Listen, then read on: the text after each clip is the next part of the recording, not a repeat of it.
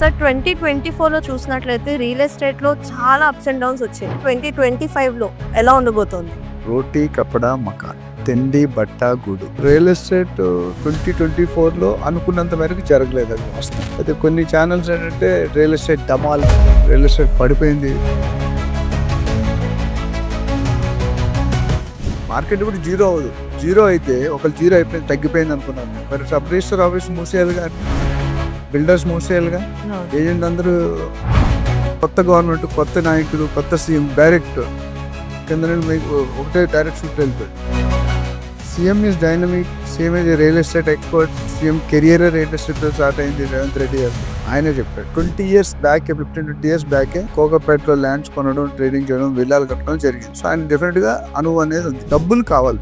Telangana government 7 లక్షల కోట్లు పైగా అప్పుల్లో ఉంది. ఇప్పుడు ఎవరైనా బిలియనర్ అంటే ఆయనకి ఆ పర్టికులర్ పర్సన్ కి రియల్ ఎస్టేట్ బ్యాక్గ్రౌండ్ డైరెక్ట్ గా కానీ ఇండైరెక్ట్ గానీ ఉంటుంది. అది ఎందుకు చెప్తున్నానంటే రియల్ ఎస్టేట్ లో వచ్చినంత వేగంగా ఇంక మరి ఏ డిపార్ట్మెంట్ రాదని ఖచ్చితంగా చెప్పగలరు. మన అసెంబ్లీ ఎలక్షన్ అయినప్పుడు ఓటు అని ఎవరు పడ్డాయి? సిటీలో కేసీఆర్ గారు పడ్డారు. సిటీ బయట ఒక్క ఓటు కూడా కేసీఆర్ పడలేదు.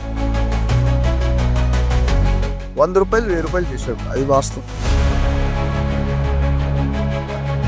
ఇప్పుడు గవర్నమెంట్ ఏం చేస్తుంది? They are taking more time to come out with a new plan. అయితే ఈ 1 year లో రేవంత్ రెడ్డి గారు ఫస్ట్ 6-7 months ఆయన స్కీమ్స్ కానీ, ఆయన హామీలు కానీ, ఆయన సెటిల్ అవ్వడం కానీ, స్టేట్ కరెంట్ పొజిషన్ అర్థం చేసుకోవడం కానీ. సో 7th month లోనో 8th month లోనో he has met the builders for the first time after becoming a CM. Actually Revanth Reddy గారు సపోజ్ టు కమ్, బట్ ఆ రోజు రాలేదు. ఇక్కడ అంత ముందు రోజు బిల్డర్స్ కలిసినప్పుడు ఆయనకు ఒక బ్లాంక్ చెక్ ఇచ్చాడు బిల్డర్స్.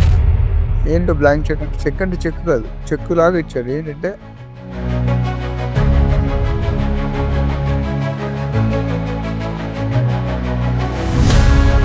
ఆయన రోజు ఆయన ఇంట్రెస్ట్ అది కదా. ఇప్పుడు कुछ पाने के लिए कुछ पना है, जूते दो पैसे लो.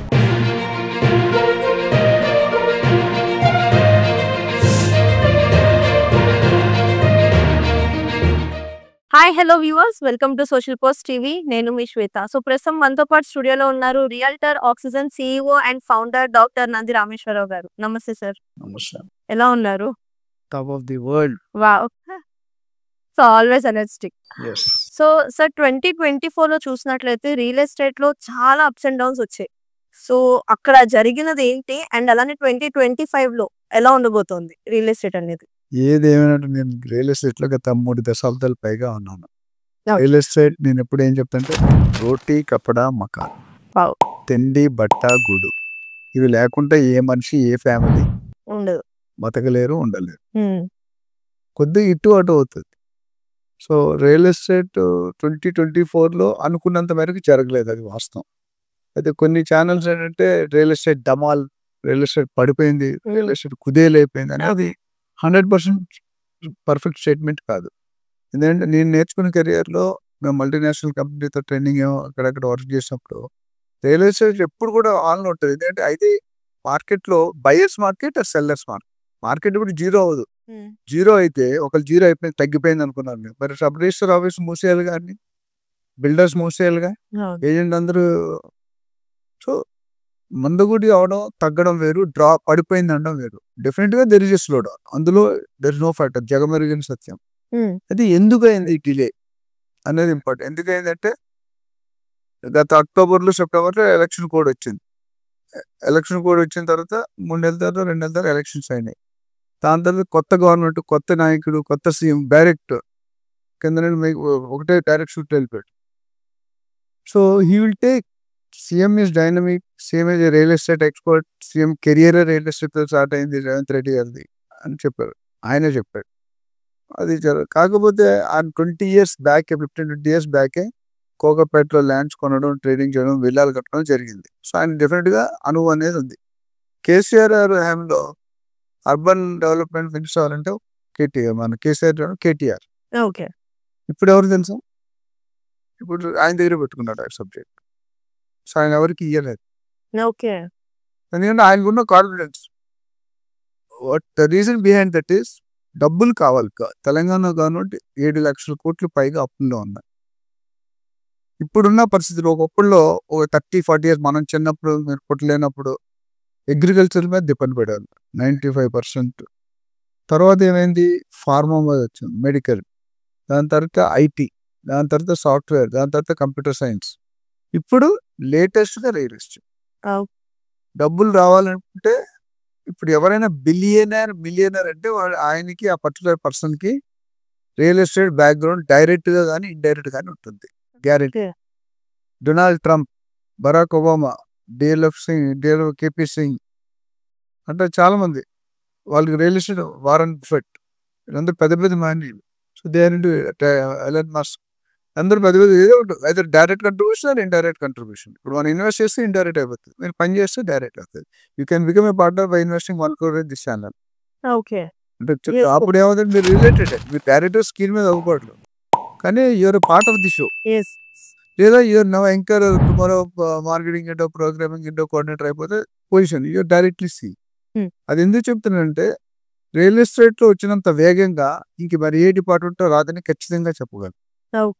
గత 10 సంవత్సరాల ట్రాక్ చూసుకుంటే మన అసెంబ్లీ ఎలక్షన్ అయినప్పుడు ఓట్లన్నీ ఎవరికి పడ్డాయి సిటీలో? కేసీఆర్ గారు పడ్డాయి. సిటీ బయట ఒక్క ఓటు కూడా కేసీఆర్ పడలేదు. ఎవరు పడ్డాయి? రేవంత్ రెడ్డి, కాంగ్రెస్ పడింది. ఎందుకు? City is developed up to sudden level. ఎవరైతే హైదరాబాద్ సిటీలో ఉన్నారో ఎస్పెషల్లీ 100 రూపాయలు 1000 రూపాయలు చేశారు, అది వాస్తవం. నేను మీకు నమ్మిన కేసీఆర్ పార్టీ కాదు, ఏ పార్టీ కాదు, న్యూట్రల్. సో దానివల్ల ఇప్పుడు గవర్నమెంట్ ఏం చేస్తుంది, they are taking more time to come out with a new plan. Real estate ఎప్పుడు డీల్స్ అవుతాయంటే మనకి ఇన్ఫ్రాస్ట్రక్చర్ అంటే connectivity, road connectivity, air connectivity, metro connectivity, bus connect అన్నీ ఉండాలి. ట్రాన్స్పోర్టేషన్ స్టార్ట్ అయితే పబ్లిక్ స్టార్ట్ అవుతుంది, పబ్లిక్ స్టార్ట్ అయితే అన్ని అవసరాలు, హోటల్, కాలేజ్, హాస్పిటల్, స్కూల్ అన్నీ వచ్చేస్తాయి, మెడికల్ స్టోర్స్ అని. సో అది జరిగింది. అయితే ఈ 1 yearలో రేవంత్ రెడ్డి గారు ఫస్ట్ 6-7 months ఆయన స్కీమ్స్ కానీ, ఆయన హామీలు కానీ, ఆయన సెటిల్ అవ్వడం కానీ, స్టేట్ కరెంట్ పొజిషన్ అర్థం చేసుకోవడం కానీ, anybody will take some time. కొత్తగా కంపెనీ టేక్ ఓవర్ చేసిన నెక్స్ట్ డే నుండి నువ్వు సిఇఓగా connect delivery 3-4-5 months depending size of the company, employees of the company, turnover of the company. అట్లా ఇక్కడ కూడా అది. సో 7th monthలోనో 8th monthలోనో he has met the builders for the first time after becoming a CM.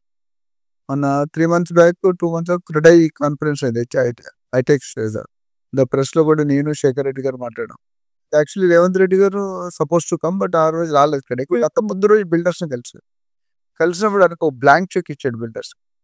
ఏంటో blank cheque అంటే, check అంటే check కాదు, చెక్ లాగా ఇచ్చాడు. ఏంటంటే ఆల్ బిల్డర్స్ అడిగారు, ఇప్పుడు గత 6 నెలలుగా బిల్డర్స్కి ఏం ట్రాన్సాక్షన్ లేదు, దే ఆర్ సర్వైవింగ్, అంటే అతి కష్టంతో బతుకుతున్నారు, అద్దెలు, శాలరీస్ అన్ని కట్టుకోలేదు. సో మీకు ఏం ఛాలెంజెస్ ఉన్నాయో ఒక లిస్ట్ చేయండి, ఆ లిస్ట్ నాకు సబ్మిట్ చేస్తే నేను దానికి అనుకూలంగా స్పందిస్తాను, దాని మీద కలిసి ఏం చేయగలం అనేది ఆలోచిద్దాం అంటూ ఆయన ఏమంటే మీరు డెవలప్మెంట్ ప్లాన్ అది బిల్డర్స్, రియల్టర్స్, ఏజెంట్స్ అందరూ కలిసిగట్టుగా ఒక ప్రపోజల్ ఇవ్వనండి. ఆ ప్రపోజల్ ఇచ్చేది 2-3 పాయింట్లు దృష్టిలో పెట్టుకోమన్నాడు. ఏంటంటే ప్రపోజల్ వల్ల మీకు బెనిఫిట్ జరగాలి, అందరికన్నా ముందు కస్టమర్స్ బెనిఫిట్ జరగాలి, తర్వాత బిల్డర్స్ బెనిఫిట్ జరగాలి, ఏజెంట్ బెనిఫిట్ జరగాలి, అయిపోతా లేదు, దాంతో కూడా గవర్నమెంట్ కూడా బెనిఫిట్ జరగాలి. ఆయన రోజు ఆయన ఇంట్రెస్ట్ అది కదా. ఇప్పుడు కొంచెం పానకెళ్ళి కొంచెం కొన జీతేదో పైసేలో. సో అప్పుడు ఏమైందంటే అప్పుడు వాళ్ళు ఒక ప్రాబ్లం రేజ్ చేస్తారు బిల్డర్, సార్ మాకు పర్మిషన్ సరిగ్గా రావట్లేదు. ఇప్పుడు 6 నెలలు ఆల్మోస్ట్ ఫైల్స్ మూవ్ అవ్వట్లేదు. ఎందుకంటే సంబంధిత ఇప్పుడు అంతకుముందు అధికారులు జైల్లోకి వెళ్ళారు, హెచ్ఎండి డైరెక్టర్ వీళ్ళందరూ వెళ్ళిపోయారు. 3-4 అరెస్ట్ చేశారు అప్పుడు ఐఏఎస్, అరవింద్ కుమార్ గారిని, సోమేష్ కుమార్ గారిని, శివబాలకృష్ణ వీళ్ళందరినీ. సో ఆ డిపార్ట్మెంట్ సంబడి ప్రాపర్ హెడ్ రావాలి. సో ఇట్ టేక్స్ పరిశీలించాలా, మనకి మంచోడా, క్యారెక్టర్ ఎట్లా ఉంది, కెరియర్ ఎట్లా ఉంది, ఇవన్నీ చూసుకుంటే సపోర్ట్. ఇప్పుడు కొద్దిగా సెట్ అయింది. అప్పుడు ఏమన్నాడంటే ఈ పర్మిషన్కి నేను ఒక ఆలోచన నా మైండ్లో మీకు చెప్తాను చూడండి అన్నాడు. ఏంటంటే if required I will put IAS officer chief secretary level and establish a separate department for approving the files. DTCP, HMD ఏమైనా ఉన్నాయి కదా, జిహెచ్ఎంసి 100,000 ఫైల్లు ఉన్నాయి. ఇప్పుడు ఎల్ఆర్ఎస్ అంటే 25 లక్షలు ఫైల్స్ పెనాల్టీ కట్టాల్సింది, అది వర్కౌట్ కాలేదు.